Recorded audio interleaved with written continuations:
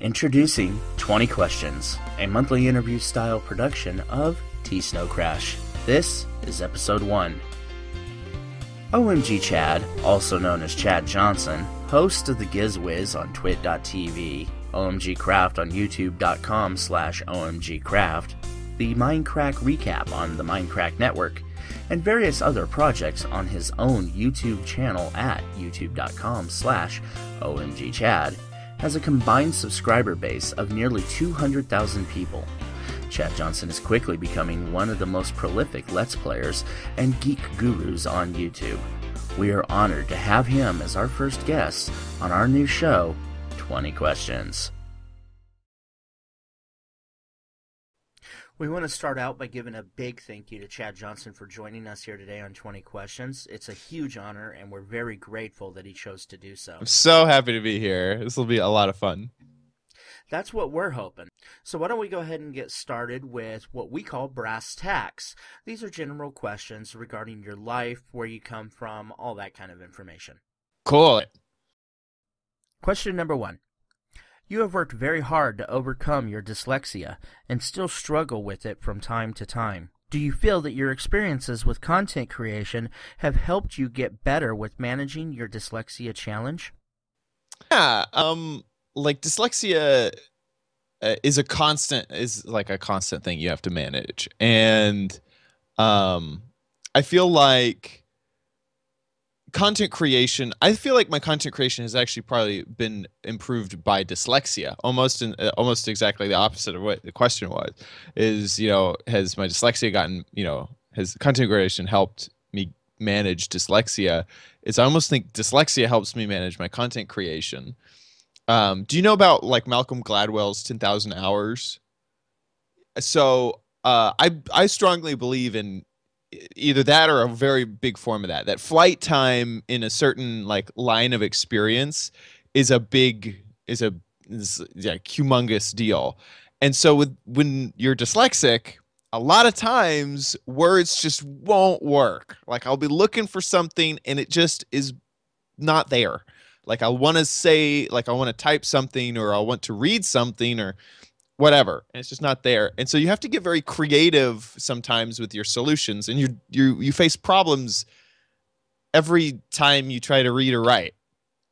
And so I feel like I'm very, like, whenever I work way better at problem solving in the moment, where we're at a convention and something goes wrong and we need to fix it, then I'm a lot better at that than I am at like long-term, like putting a project together, starting it, making sure I have all the elements, and putting in the time every day to get it fixed over time. Like I'm much worse at that. I'm way better at immediate stuff. And I feel like that helps my content creation, because a lot of what the YouTube space is you start recording and see if stuff happens, and you deal with problems as they arise, and you're just constantly moving forward and dealing with stuff from day to day. And there might be a bigger picture that you need to look at to manage yourself well, but basically it's all that. So I almost feel like, yes, content creation has helped, but maybe in a different way than the question was framed, if that helps.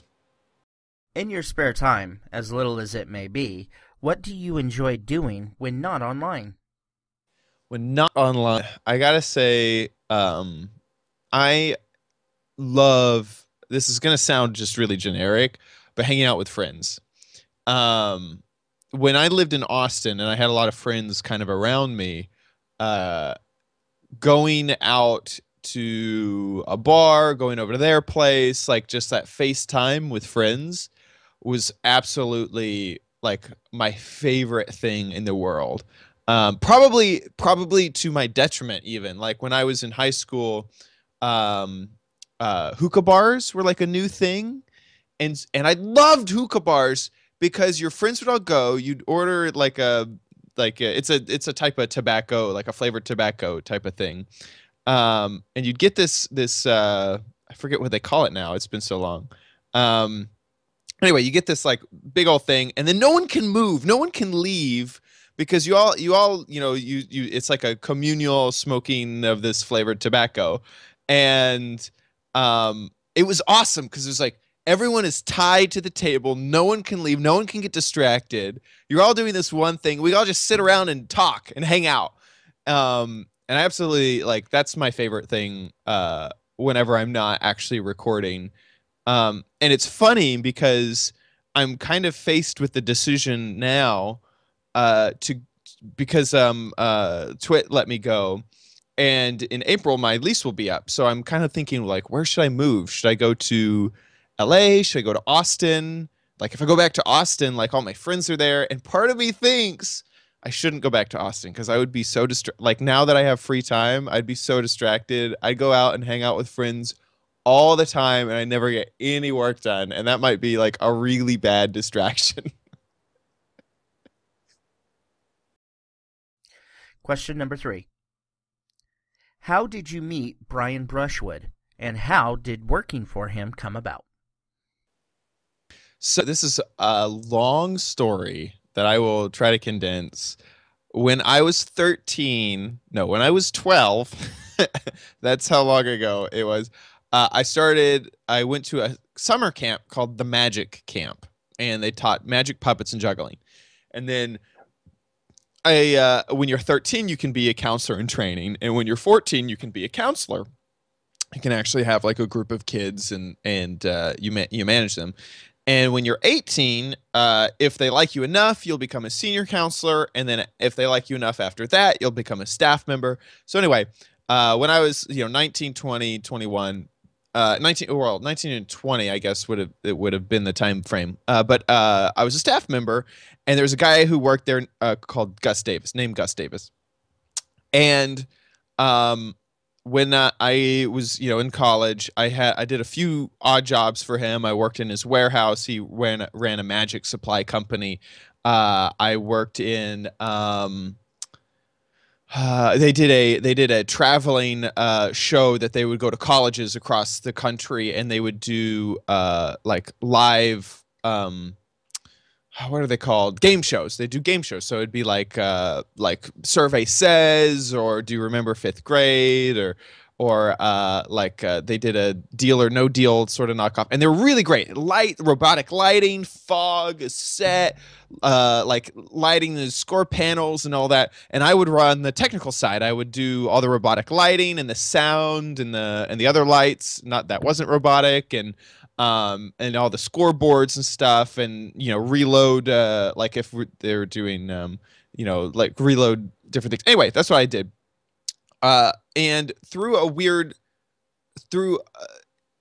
was my birthday, and I was working at the warehouse, and everyone at the company normally they do something on your birthday, and everyone forgot that it was my birthday, and I was a little bit like I didn't let anyone know, just like side aside. I was a little bit sad that no one remembered my birthday. But they realized the next week, and to make it up for me, I had been watching Scam School, and Gus knew that I really, really liked Scam School and Brian Brushwood, and I wanted to get into the new media. He knew that I wanted to be like I was making YouTube videos, and so he knew all that. That was something that I've wanted to do since being very young. And so in order to make up for forgetting about my birthday, he called in. Him and Brushwood were good friends, and so he calls Brushwood in to work one day, and so I get to have lunch with Brushwood. That was the first time I had ever met Brushwood, was through Gus Davis. And then later, this is like a year later, I was working a job that I hated. I was working as an AV installer, and it just wasn't fun. I was going to college, but I didn't really like it. It was really kind of a down time for me, and I didn't like what was going on in my life at all. And it just popped in my head that I was living with my parents. I had not made enough money, so I had moved back in with my parents. I was like, I don't have any expenses. What if Brian needed someone to work for him for free? Like, I just want to get in this industry and get contacts. It's the only thing I can think of to do. And so I called up Gus, and he gave me Brian's number, and I called up Brian, and it was the perfect timing because he had a stage manager and assistant, and his stage manager and assistant had just left. The position had just came open basically, and I got in. Like normally he has a whole like trial where he sends out a tweet and everyone sends in their resume and there's like this big thing, but my timing was so perfect. It was one of these lucky, throughout any career, there's these lucky moments that are kind of like a big break. And so I got in before everyone else and I went over to his house and interviewed, and that's how I got the job to work for Brushwood. For a year and a half, and I got all the contacts, and then after that moved to Twit, and the rest is history basically. Number 4. You have 2 cats, but how do you feel about dogs? I feel fine about dogs. But cats are my jam. Like ever since I was young, my name, there's these little things that stick out from when you were a child. My name starts with a C. And in like kindergarten, it was like, we're going to make a thing that starts with the first letter of your name. It was like cats, right? And so I don't know why, but cats have just been like, I have a book from when I was super young called Cat Boy, and I was just a cat kid. Dogs are fine. There'd be requirements. Like it would have to be like a fluffy, like huggable dog. Like I don't know if I could deal with like a short hair like dog. I don't know. And then I'd also like want to wash that thing every day because I don't like dog smell. But other than that, I love how dogs are always happy and they're they're a lot more energetic. I feel like you can make them energetic, unlike cats, which are kind of the mood that they're in, and you can't really do much with them. And I also like that dogs are a lot more accepted to like go travel with you. Like I would love to go on a road trip, but it's like the cats in the RV, like it's just a little bit more difficult. So I'm very objective when it comes to like realizing like I'm not a dog person. I could be a dog person, but there'd have to be like concessions. It'd have to be the right dog, and I don't know. I just get along with cats like so well. I have Waffles right here. Like I don't know. I also think it's a lot of if you're a dog person or cat person is based off of the dogs and cats you've had in your life, and I've had some freaking awesome cats, and Waffle is one of them. So yeah, open to the idea. Question number 5. You wear a Claddagh ring. What exactly is a Claddagh ring, and why do you wear one? Yeah, so a lot of people ask this question. So I have this ring on my right hand, and it is a traditional Celtic ring called a Claddagh. If you look at it up close, it has a heart, and the heart is clasped between 2 hands and a crown on top of the heart, and it stands for love, loyalty, and friendship. But of course, everyone who sees it perceives it as like the love part only. But it could be a friendship ring or it could be a love ring.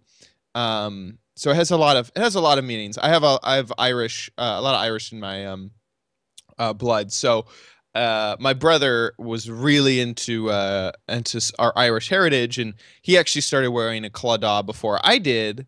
But I really liked it. I normally don't wear any other jewelry. Sometimes I'll wear a watch. But this ring is like the only thing that I've ever been able to kind of wear consistently. And the other cool thing about a Claddagh is it does send a message depending on how you wear it. So there's a difference between your right and left hand. Your right hand is basically not marriage, and your left hand is. So anyway, there's a point on the heart, obviously, if you think of how a heart is, and depending on where that point faces on which hand, it's a different message. So if the point faces away from your body towards your fingernails, it means that you are open and looking for a relationship, basically, that you're not taken. If it is pointed towards your body, so away from your fingernails, then it means that you are either in a relationship or, and a lot of people, I'm sure they read it, but then they don't think about it. Or you're not looking for a relationship, just like you're not really open for one. If it's on your left hand though, and it's pointed outwards towards your fingertips, it means that you're engaged. And if it's towards your body, away from your fingertips, then you are married. So left hand is about marriage, and the right hand is kind of a little bit more open. I wear it towards my body. Basically, I'm not looking for a relationship right now. A lot of people misconstrue that as I'm in a relationship, but that's just how they perceive it. Basically, just because I've tried and I'm the worst, and so and I'm focusing on YouTube right now, and it just is a lot easier that way for me. So that's how I wear it, and that's what it is. Round 2. All work, no play. This will be basic questions about your career path. Question number 1. A lot of people feel YouTube is a flawed system. If you could make 3 changes to YouTube, what would those changes be? I would get rid of subscriber number, which I think is a big deal on YouTube. Basically, the public subscriber number. I would hide the subscriber number from everyone. You could still see it on the back end, like you'd still have your analytics, but I think that would really allow a lot of people to judge based off of content and character and not off of numbers, which has been annoying to me since the very beginning of YouTube. And part of that is because, like, I don't know, like I feel like I feel like if you make good content, viewers will come, and also the amount of viewers you have doesn't mean you're a failure. Like, there's stuff like, let's say, The View.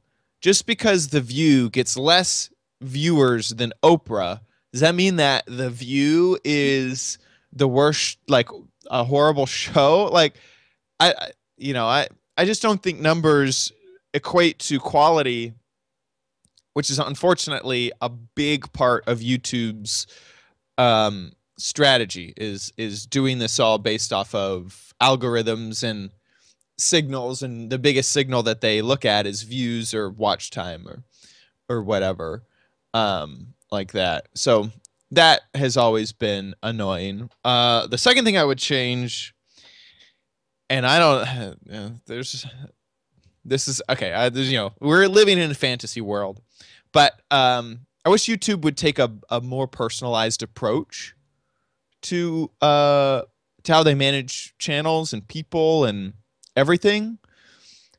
And I've only come to the realization of that because of Twitch. Twitch has managers that you can reach out to. They have community members that are public facing that, like, we were talking about Aurelian. Aurelian is the manager for the Minecraft content. So anytime I have a question about Twitch or about, can I do this on the system, or hey, I noticed this and it doesn't look to be working correctly, or I can't find the page that says when I get paid this month, what day should I expect it? She's there, and it is so not, and she's happy to do it because she's on the clock when she answers those questions. And it is such a better system compared to YouTube, where if my account was to get deleted tomorrow, I couldn't talk to anyone about it. I would be out of luck. It's like, I don't have a multi-channel network that manages me. I couldn't go to them. I couldn't send an email to anyone. I could talk about it on Twitter and hope that YouTube notices, but like, there's nobody there. So I definitely changed that. And then the third thing, I hadn't quite thought of the comments. I changed. I don't know how that would. This once again, living in a fantasy world, is somehow I changed the perception that like the people who are commenting I don't know. I don't even know how that would be fixed, but maybe like Reddit, like a karma system that is public, that people will, you know, that you know, and also your karma affects how how high up on the comment system it gets seen. Like, I don't know, like the comments just need to be fixed. Question number 2. Between YouTube, Twitch, and Twit, you are constantly releasing new content. Where do you find your motivations and inspirations? Sometimes motivation is the hardest thing to find, and a lot of times it's I just know that consistency is super important, and that's where the motivation comes to continue to make new content. With stuff like Twit, it's much easier because you have a boss, kind of, and you know, I have a producer and you know, a technical director and a record time with a studio. It's so much easier to be like, well, I really have to get out of bed now and get working.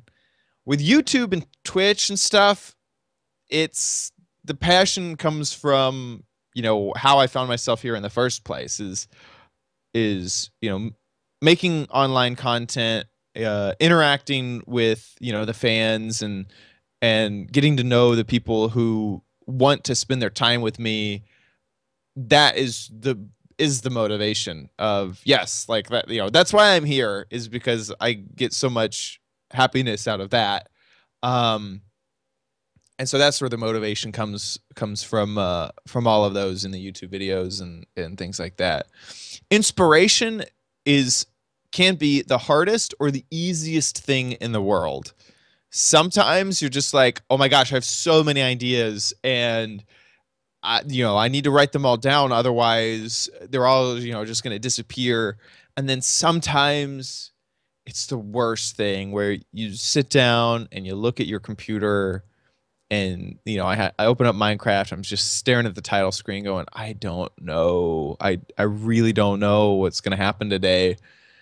And I've developed a strategy of just do it, you know, like I hope that my skills as an entertainer are good enough that even if you know, and I also think, you know, a lot of the things that I do are like with MindCrack, you know, I'm doing a thing every day. So I think the audience will also understand if there's an off day, even if it is a stream, you know, it's like, as long as it's not a consistent thing, it's like every video is an off day video, you know, that every once in a while, you know, I'll have an off day and the inspiration, you know, will flow hopefully another day. But for me, I try to just work through whenever I don't have inspiration and just continue, you know, is what I do. Question number 3. Minecraft has become a cultural phenomenon with an almost cult-like following. What do you think it is about the game that makes it so appealing and so easy to use to create content with? I think that there's a lot in this question. I think it's really appealing because at its base, it's so simple, and there are not many other I can't think of another game that that the very act of playing the game also changes your world, where just by, you know, breaking down that first tree, the world that you are in is now changed, and the mere fact of playing the game is also creating your world. I think a lot of other games put you into a world where you can explore and maybe create aspects of, but all of Minecraft is like that. And at its very base, it's simple. You see the grid. There's the blocks. All the blocks I can break. All the blocks that I have, I can place. You know, there's a crafting thing, and as long as I just learn how, you know, all the things, like learn all the recipes, then, you know, it's simple. Like I just get it. There's also a lot of discovery, and there's a lot of expectations of future, things. It's like, I see so and so do this. I know that I can do that too if I just get the knowledge. If I can just find out, how to make that ender chest. One day I'll be able to do that, and maybe it's just right around the corner. So I think that's what makes it appealing. Now, easy to make content with. I think it was perfect timing. I think that the creation of the YouTube entertainer fell perfectly with the popularity of this game called Minecraft, and they lived off of each other. Like, I just feel like they fed off of each other, and Minecraft became big because of this YouTube thing. And YouTube, had this, YouTubers were just starting out, and they needed this game. They needed something that they could put their personality on to, that was simple enough for them to do, that had this exploration and discovery aspect, that was a foundation that you could put your personality onto, that didn't really have a built-in personality by itself, and it was so editable. You could make it be anything. It was a blank canvas. It was the perfect blank canvas for an up-and-coming YouTuber to grab and do something with. And I don't, like, part of me thinks that if Minecraft wasn't there, what other game would it have been that these YouTube entertainers would have grabbed onto with?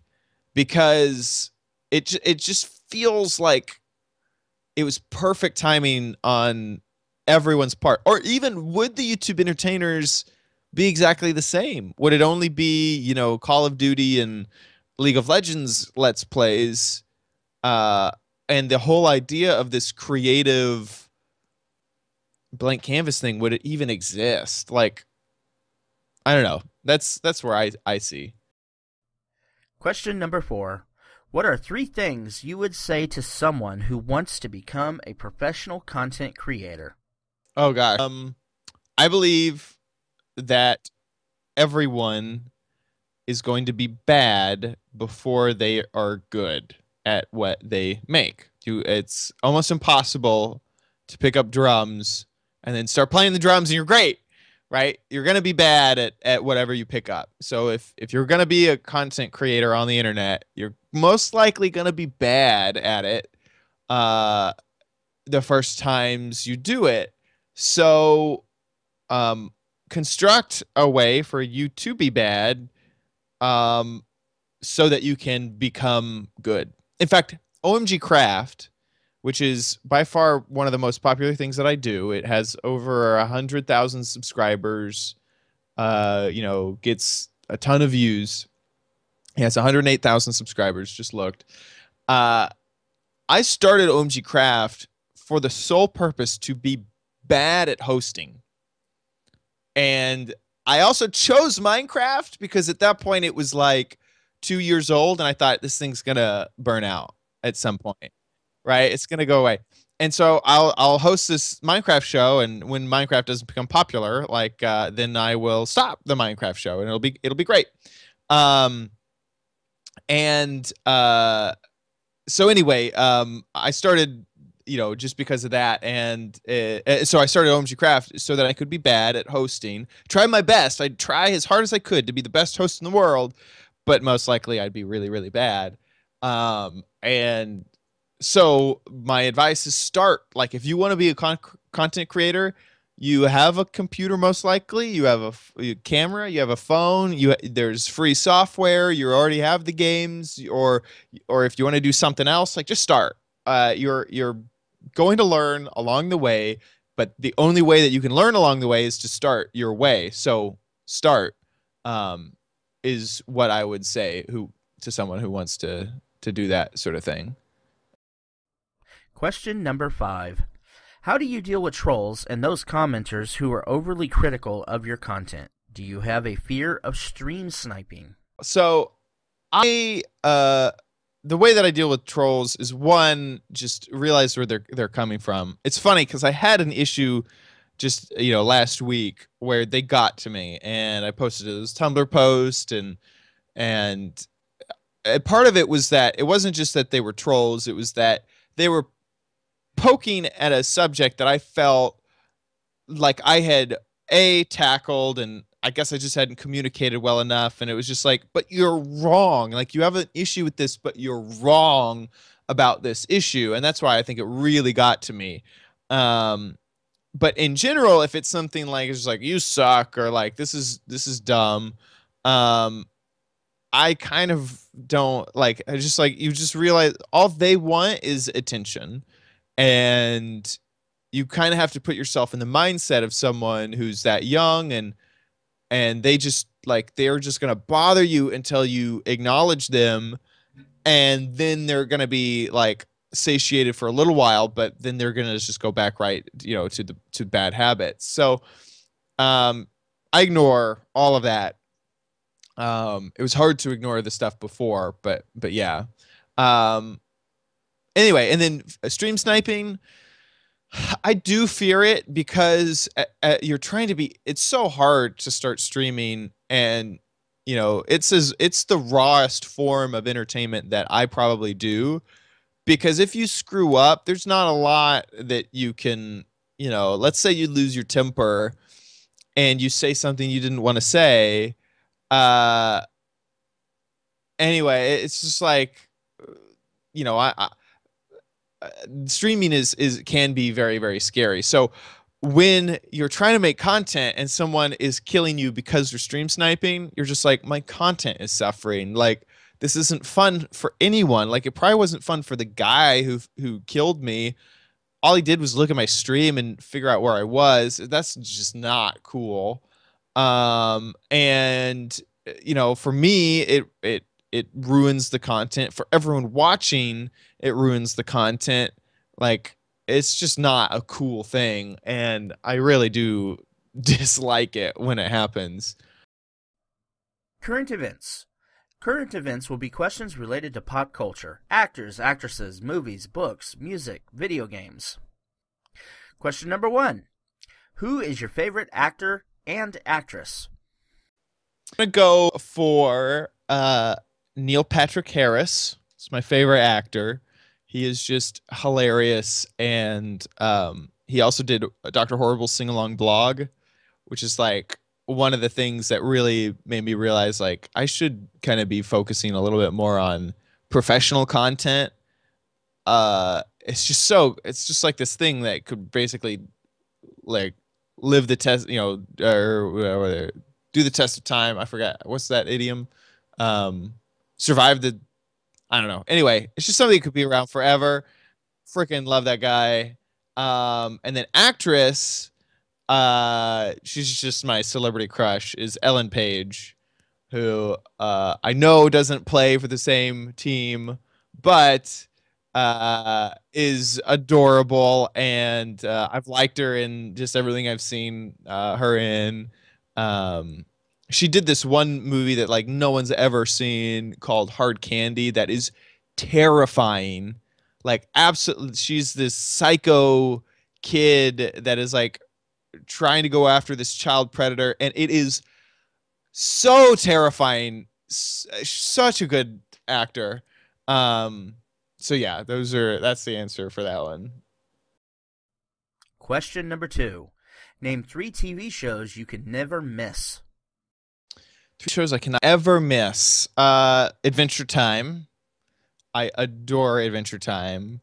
I've been really, really, really into Mad Men recently. And then there's a new cartoon,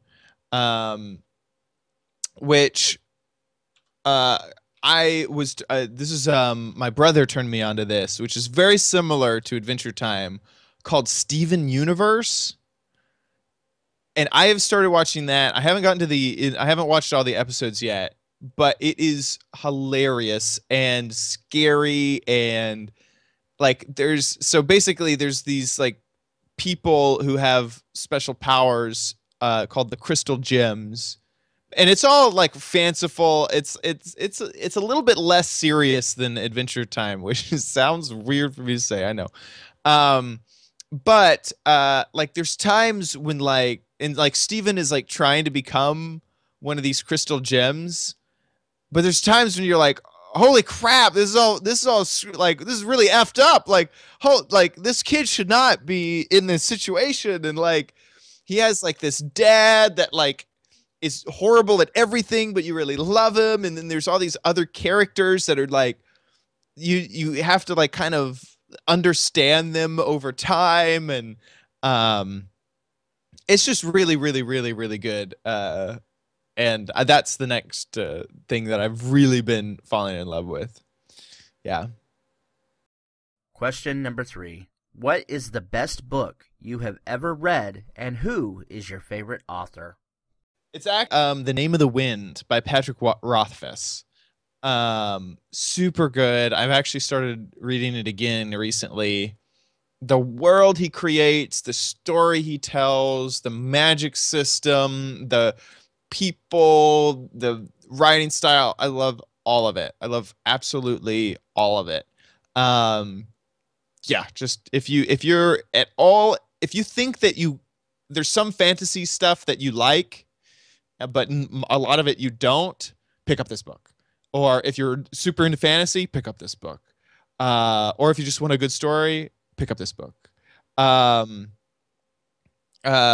So yeah, just absolutely love it.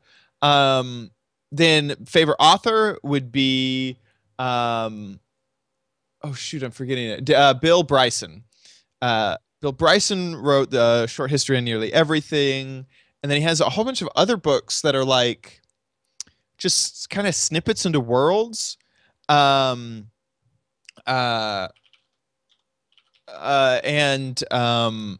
it's like he has like a thing on home and like history of the home, and he has a book on like this one summer in 1952. I think that's what it is. Let me look. It's just everything he writes is so good, and you could just tell he's so 1927. He's just such a good author, and I would read anything that he writes, basically. Question number 4. If you had unlimited funds, what is the first thing you would buy? Oh gosh, I just don't love. I really don't love living in an apartment. Just like I want to like add things to my house. Like I just want to own a building so I can like trick it out and like add stuff, and like I just love tinkering, and like building my PC was like super fun because I just feel like at any point I could just dig in there and take this thing out and put this other cooler thing in. And I just don't like living in an apartment. I'm loud in the middle of the night. Like I want to bang on the walls, to put up artwork, and I just would love to own a house one day. Super excited that one day I might be able to. So yeah, I would definitely buy a house. Be really excited about that. Question number 5. Who is your favorite content creator to watch? Actually, this is Sevidus. I can watch Sevidus's stream forever. Like if I accidentally find myself on Twitch and look at my followers when he's streaming, the whole half day is gone. Because I'll just sit down and watch him like just do whatever. Like he'll be playing, his bus simulator. It's just like, oh my god, like I'll just yeah, I'll just really really like just keep watching that forever, it seems like. Congratulations, Chad. You've made it through the first 3 Woohoo! rounds. The final round, though, is really hard. We call it random rapid-fire questions. Out of 150 questions, you will choose 5 numbers. From those 5 numbers, we will select a question based on those numbers. You must answer the question as quickly as you can, giving as much detail as you can. Are you ready? Here we go. Okay. Let's do 14. It's one of my favorite numbers. Number 14, pie or cake? Cake. 2, let's do 50. Number 50, Marvel or DC? Oh gosh, Marvel. Okay, I'll make it easy for you. 50. Number 55, Coke or Pepsi? Oh, Coke. Oh shoot, no, this is the hardest question. Wait, is this not diet? Okay, so diet, normal Pepsi. Okay, next question, 6. Number 60, favorite superpower? Time. I manipulate time. And or the secret power is when I fall asleep, time stops until I wake up. So I could sleep whenever I want, but it's like immediate. Or I would never have to sleep. That'd be like, basically I hate how much time sleep takes. Final question. Let's do second to the last that you have. So 159. Number 159, something nobody knows about you. Gosh. No, I think nobody knows, but since I was a child, I have used tweezers to pick the hair out from between my eyebrows, so I don't get a since I was like super young. And it was because,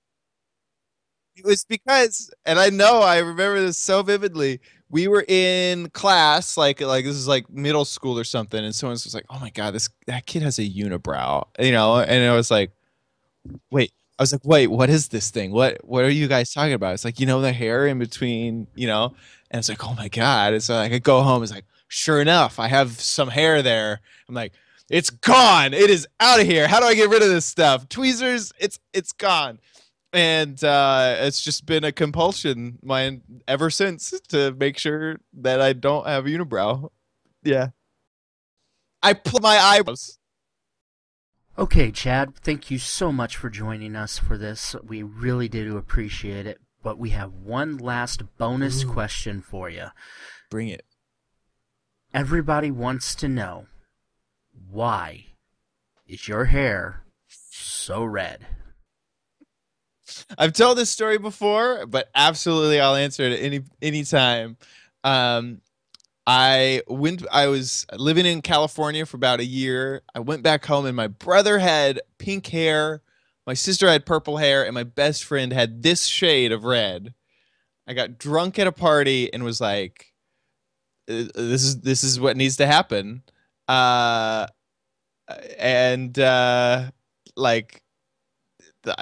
just happened one night. We were sort of a little bit intoxicated, and it happened, and it's been like that ever since. So, well, ladies and gentlemen, that concludes this episode of 20 Questions. Again, we'd like to thank our guest, OMGChad, for joining us today. You can find Chad on his YouTube channel at youtube.com/OMGChad. You can also find him on Patreon at patreon.com/OMGChad. He's also the host of the GizWiz on twit.tv. And of course, you can find him on his other YouTube channel at youtube.com/OMGCraft.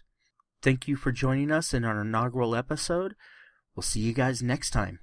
Thanks for watching. Bye.